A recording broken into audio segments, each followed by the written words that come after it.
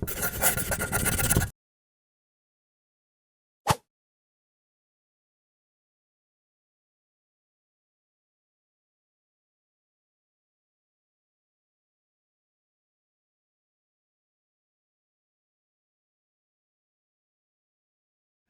biggest challenge, there's a couple of big challenges being a Disney animator. One is having the skill to draw well, and to be able to draw another person's character, a Disney character, the way that Disney character needs to be drawn. So that skill, that drawing skill, to be able to bend your drawing around somebody else's design and make it feel like their character, adopting somebody else's design and learning it and making it come back out of you again, that's challenging. And then the other challenging part about being a Disney animator is then coming up with performances that fit in the movie and feel genuine and real and not derivative of some other performance. So coming up with original performances as well. And then getting it past the directors. Making sure that you're pleasing somebody. You animate a great scene and you think it's really looking good, and then you show the directors and they go, I think we should try something else. So then you have to go, but it's really good.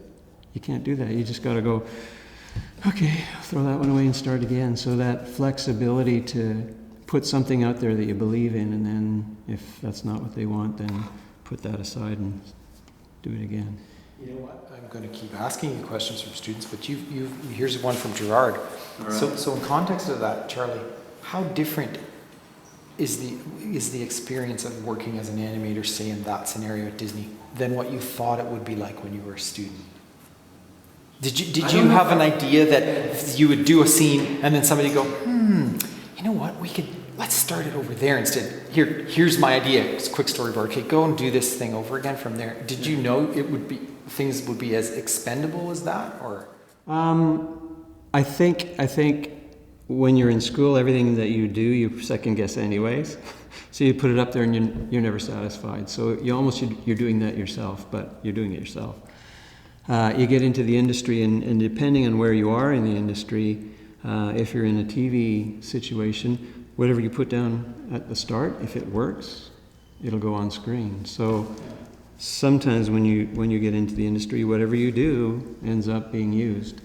Then when you get into those levels of that they want to make this like really unique and different and whatever in that Disney or Bluth kind of realm of animation, then you can do something you really feel good about, and then it's, it fits within the story, it fits within the framework of what the board was asking for, but it's missing something, and the directors go, I don't know what it's missing, let's try.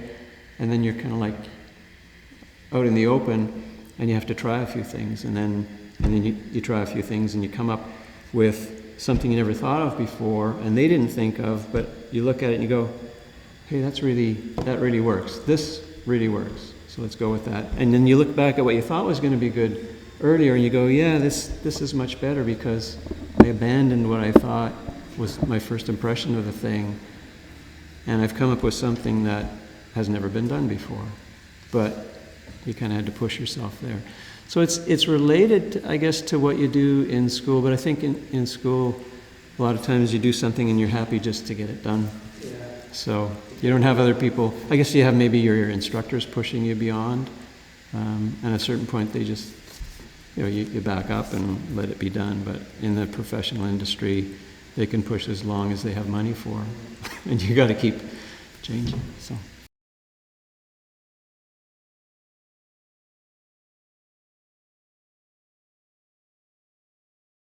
Stay creative. It's tough as a career animator, working on other people's stories, working with other people's designs, working within a box of a scene that has to connect to other scenes, to be, I guess, original and creative. There's a sense of originality where you're coming up with characters on your own, you're coming up with stories on your own, you're coming up with designs on your own. That's creative and original. And yet as a career animator, what makes the work that you do original, I guess, within the context of something that's built for you, is how you approach it and what you bring to a performance. What helps me in those cases to be original is not relying on first thoughts, and I guess the originality that I bring to an assignment, a scene assignment, is thinking of how I would do it and doing sketches and pulling in ideas and coalescing ideas and making sure I've got what I think needs to make that scene come alive. So the originality is really focused into somebody else's format. You now, can I add an addendum to this? Because this is really interesting. Do you have, a lot of artists have rituals, pre and post creation rituals. For example, to take an example of what I would do, I go into my studio and there is strewn about the studio books of artists I love. They're everywhere.